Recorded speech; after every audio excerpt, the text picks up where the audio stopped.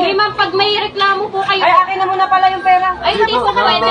Kasi nakapirma na po kayo, hindi na po pwedeng bawiin. Ay, kalimutan ko pala yung ang kayo ng ID. Hindi Asan po. pala yung ID?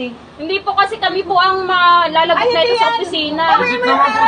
Pag may reklamo kayo, mapunta na lang po kayo sa opisina. Ay, ma'am, umaangal yung asawa ko at saka yung kapatid. Hindi po, nakapirma na po kasi kayo. Ay, balik mo muna sa akin yung pera.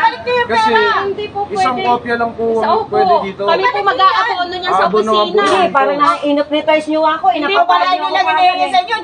Hindi, maayos naman po ma'am yung paliwanag po sa inyo ma'am eh. pera.